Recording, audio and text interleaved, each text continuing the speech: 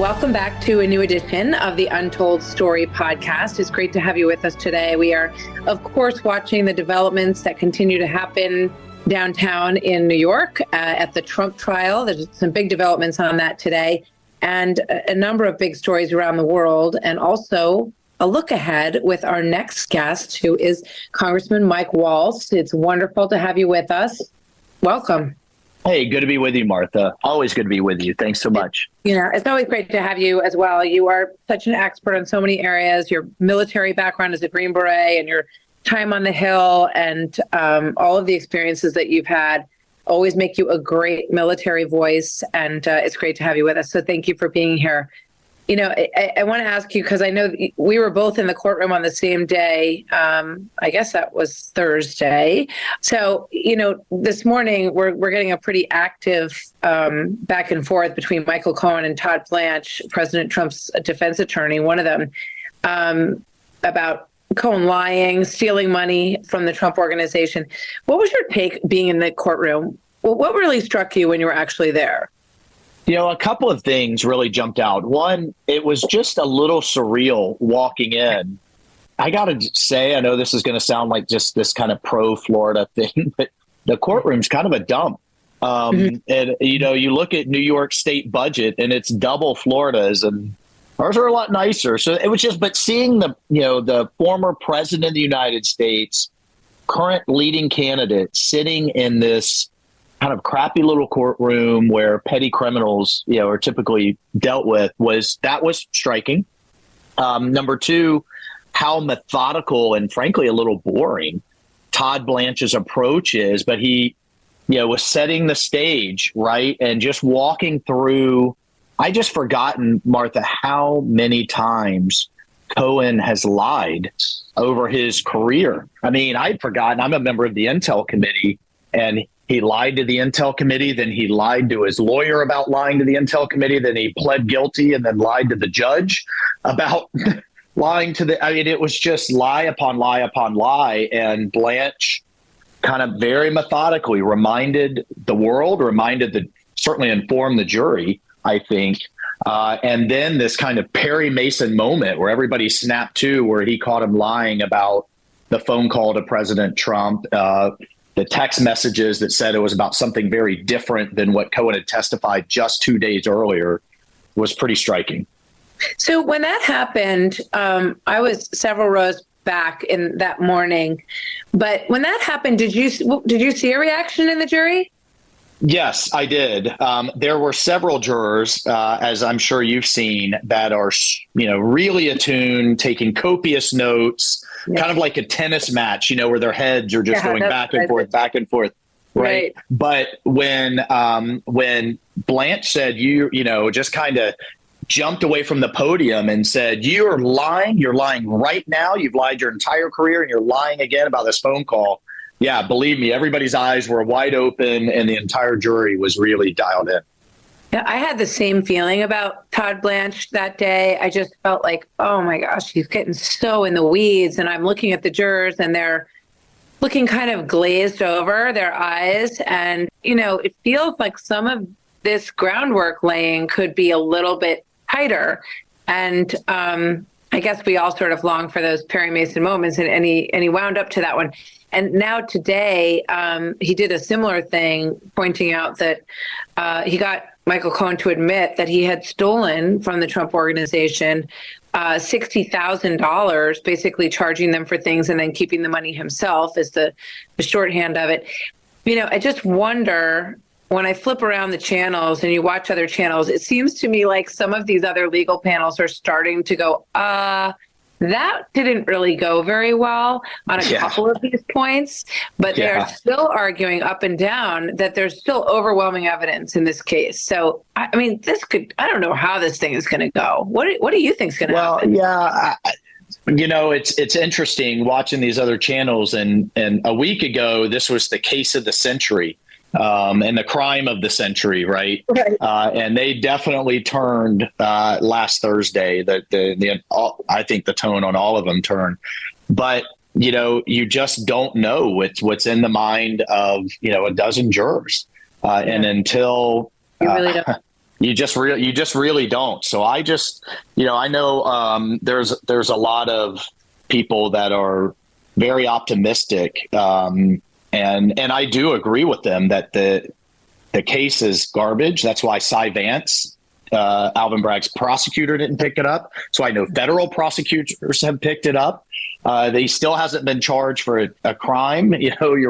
Even if everything Cohen said was true, it's still not a crime. But it's all in the minds of those jurors, and that makes me, frankly, a little bit nervous until it's all over. Yeah, I think everyone should always withhold their opinion on these things until the jury weighs in. I've been on a few juries myself, and it's an interesting process. I think people take it very seriously, which I think is a very good thing. Yeah, go ahead. Were you going to say something? Well, no, I was going to say the other thing that jumped out at me was seeing Biden's number 3 official of justice. I know, me too. A political appointee. I have heard zero explanation on, really a credible explanation on why he's there. Why does such a senior federal official need to come down to a municipal courtroom? Do they not want this to go the way it did with Fani Willis? Did did Alvin Bragg request it for some reason? I've just heard very little discussion in the mainstream media and zero explanation. And the White House really isn't getting pressed to explain this, but you would think they would want to avoid the perception of interference and election interference, but heck, it seems like they're just doubling down. And I find that striking and scary. Yeah. And I've served in third world countries where this is the norm, whether Pakistan, Venezuela, what have you, where the party in power unleashes its power to take out its political opponents legally. And we're watching it happen real time.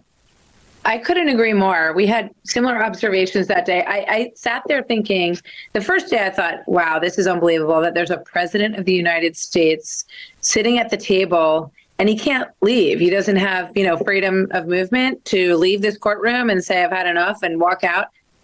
He has to be there.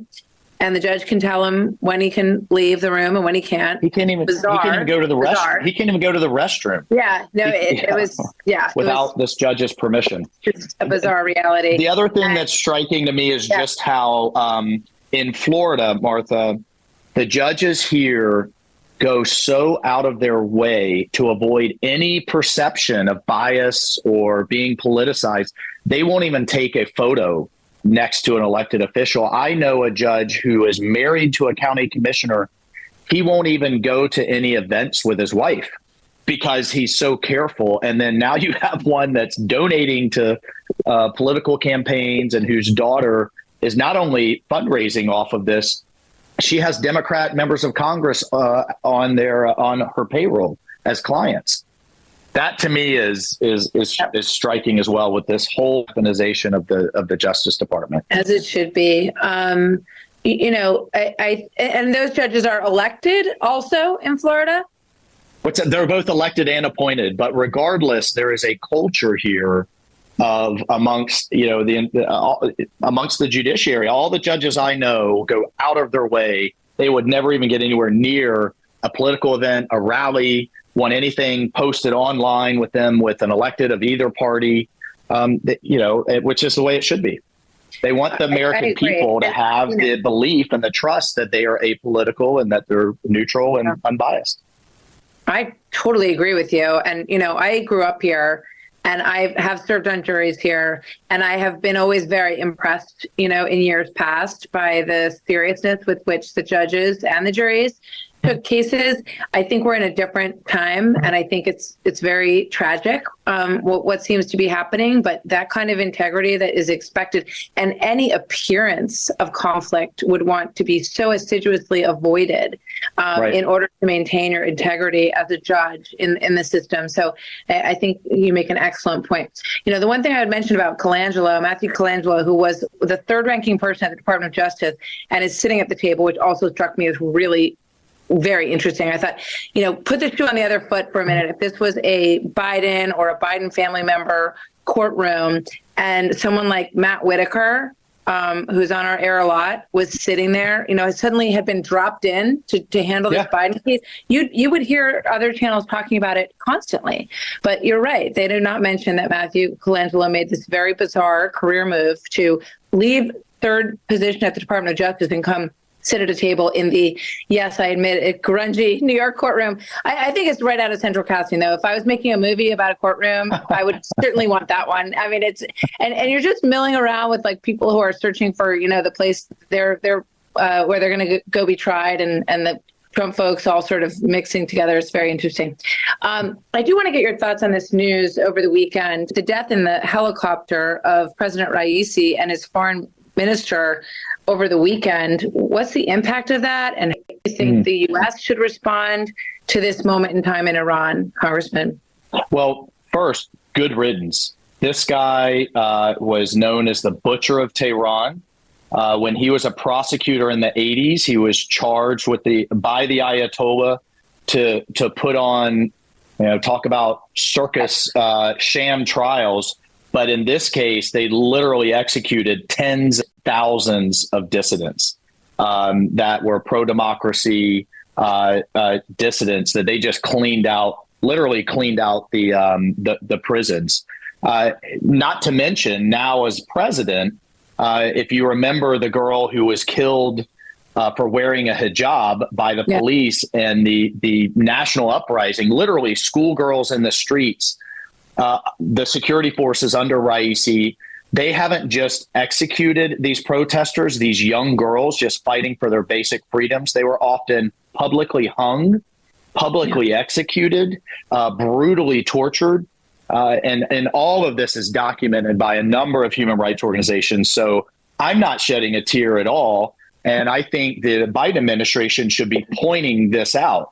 However, I just saw just before we came on together, Martha, the NATO spokeswoman was sending condolences for the death of the Iranian president. The same NATO that was just shooting down the hundreds of drones that Iran launched on Israel, the same NATO that's been fired upon by Iranian-backed Houthi rebels, shutting down shipping in the Red Sea. So this kind of soft pedaling with Iran and with this brutal Islamic extremist dictatorship, I think they're taking their cues from the Biden administration, who just a few weeks ago had Brett McGurk, one of their senior Middle East envoys and one of the leaders of the Iran deal, go again and try this kind of appeasement, soft approach, diplomatic approach that has not worked and has invited Iran's aggression because they know they can get away with it. So it's we won't miss him. He's a brutal dictator. I don't think it's going to change much because at the end of the day, you have to think of the president of Iran kind of like the chief operating officer. He's carrying out what the Ayatollah wants. The Ayatollah is the CEO. The Ayatollah is the dictator of Iran. Where it could get interesting somewhat is the Ayatollah is very old. He literally could pass any day. And there's a lot of debate amongst kind of Iran watchers on whether there's a real secession plan in place. The IRGC, the hardliners, want the Ayatollah's son. Raisi was seen to be an advocate of that. But, this could kind of shuffle the deck chair, so to speak, and who replaces the Ayatollah should he die. Yeah, it's a great point. And, it does provide a moment and potentially, who knows what happens with the Ayatollah. But there's a moment where a United States government, presidential administration could be very vocal and say, we hope this is a time of rebirth in Iran. We hope that some of the voices for human rights and some of these young women and young men who have been falsely imprisoned and hung from cranes in the middle of squares in Tehran will take this as an opportunity to push for a more humane leadership. You could put some kind of statement out like that from the White House. Yeah, no. I wish you would write their statement, Martha. I thought that was perfect. Something along the lines of, we stand with the people who have been brutally oppressed now for decades and decades, and perhaps this is a moment of change.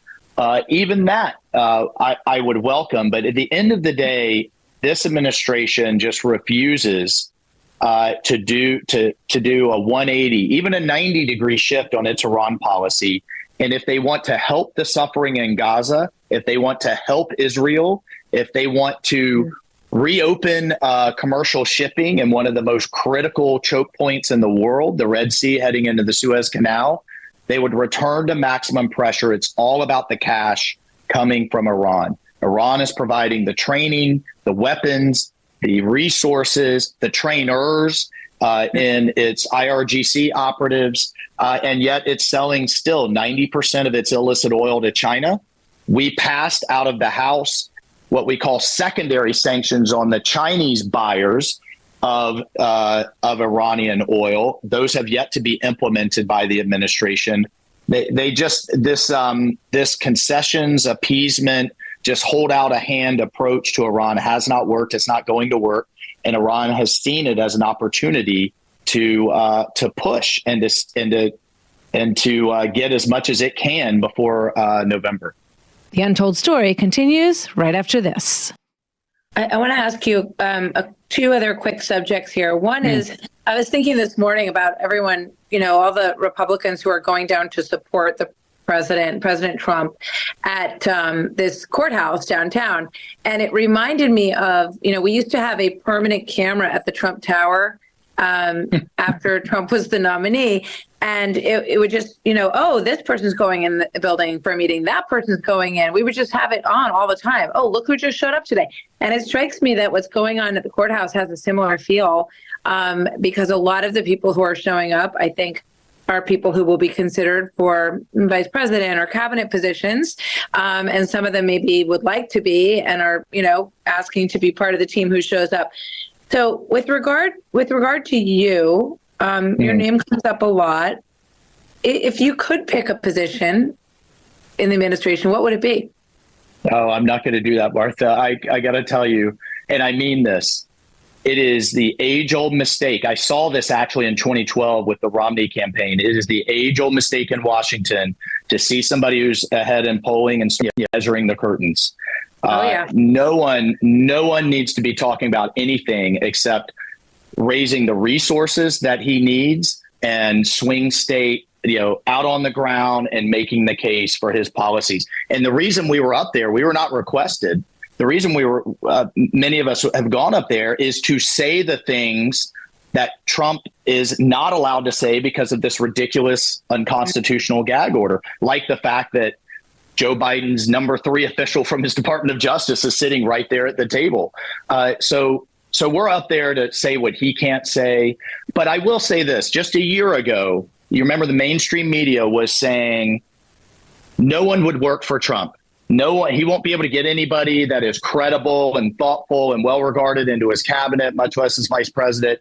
And yet look at, I think, the wealth of talent in the GOP that has not only been up there to support him, I think would work for him, believes in his vision, understands the policies, and now the whole country has seen the world and the country under the progressives and how much better they were in terms of the economy, crime, national security, the border under President Trump. And so I do think that is notable and striking that a lot of people are really bought into his America First agenda. Yeah, it seems clear that there are a lot of people who are interested in serving in a second Trump administration, if that's what happens.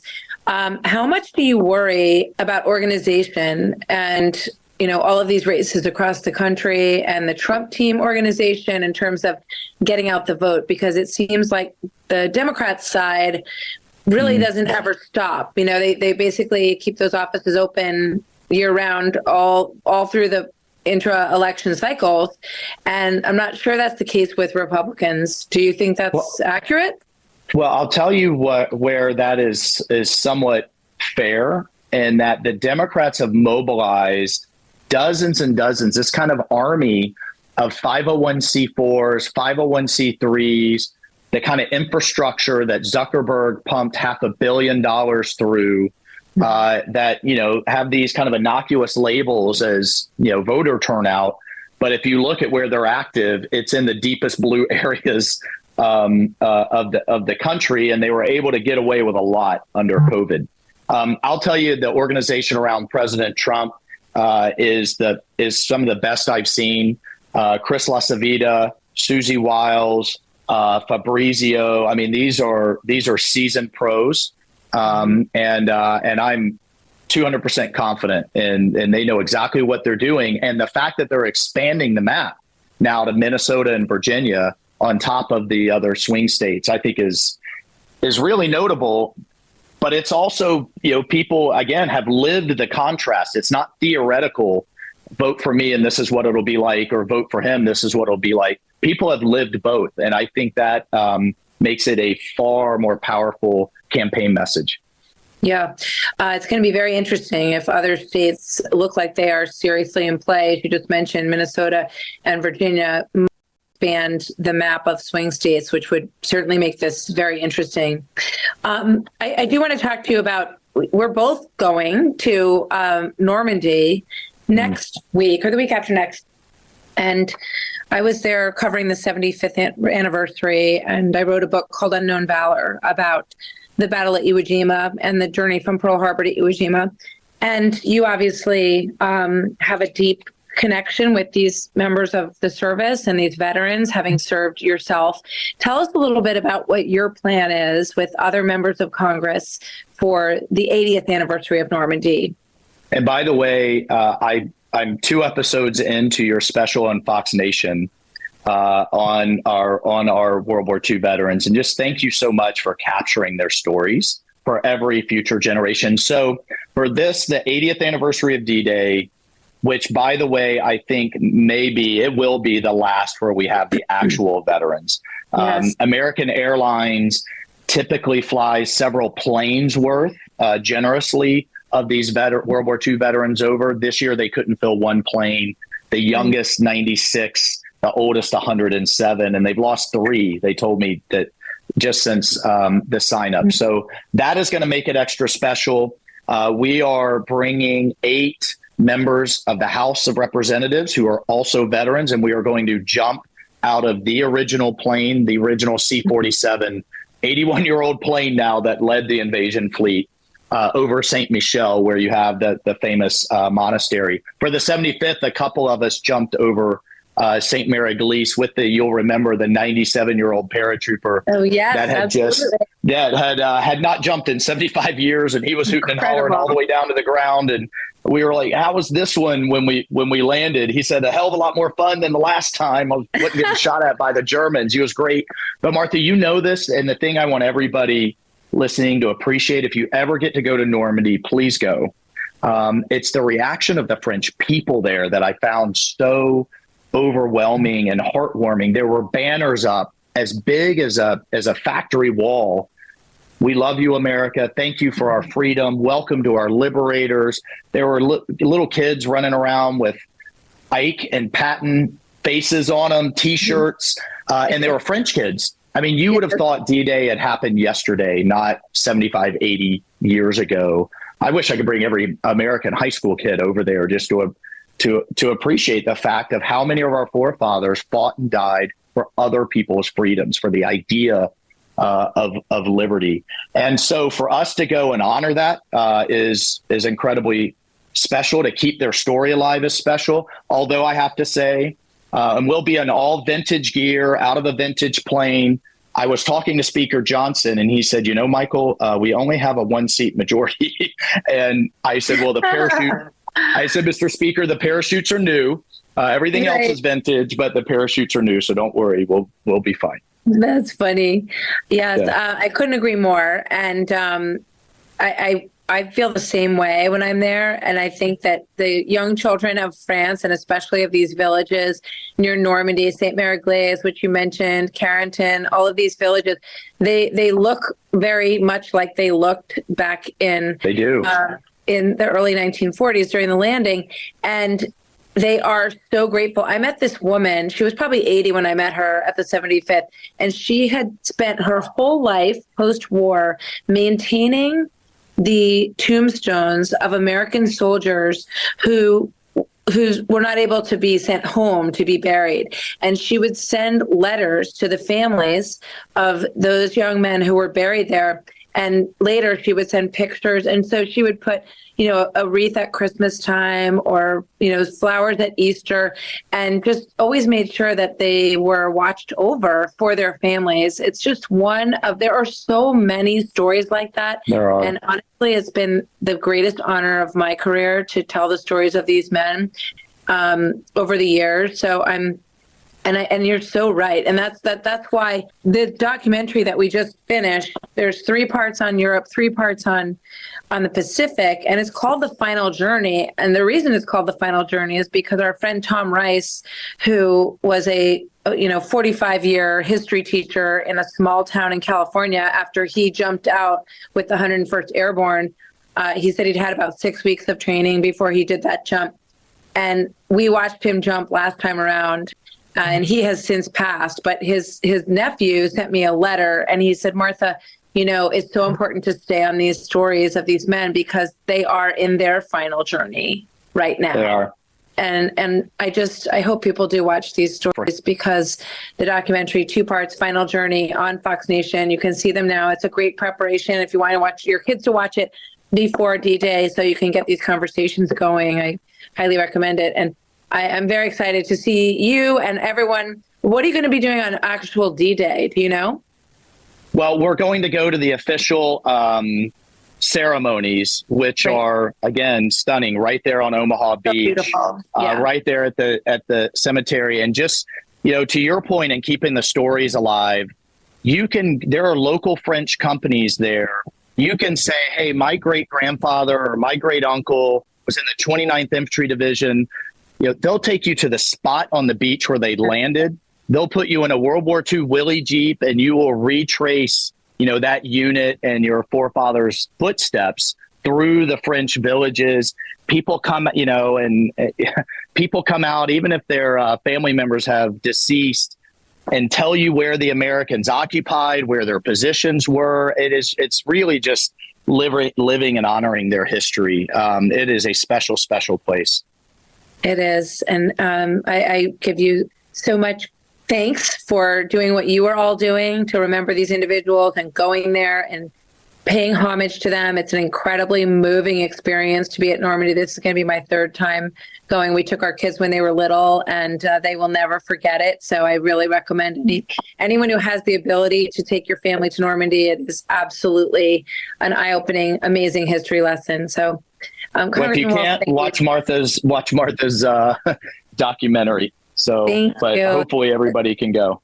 Thank you. It's The Final Journey. Thank you so much for bringing it up. And thank you for what you're going to be doing. We can't wait to see you guys all jumping out of the plane. Mont Saint-Michel is an incredibly dramatic backdrop. So that's going to be really stunning. And I'm still going to convince you to come up in the plane with us. You got to get up there. We'll get you trained up. You can come right out with us. That would be amazing. That's an awesome invitation. Thank you so much, Congressman Michael Waltz. Great to talk to you today. Thank you for your time. Thanks, Martha. That's the Untold Story for today. Thank you so much for joining Congressman Waltz and for joining me as well. And we will see you next time. You've been listening to The Untold Story with Martha McCallum. Don't forget to subscribe on Apple Podcasts or wherever you listen. Make sure to rate and review. For more podcasts, go to foxnewspodcast.com. Listen ad-free with the Fox News Podcast Plus subscription on Apple Podcasts, and Amazon Prime members can listen to this show ad-free on the Amazon Music app.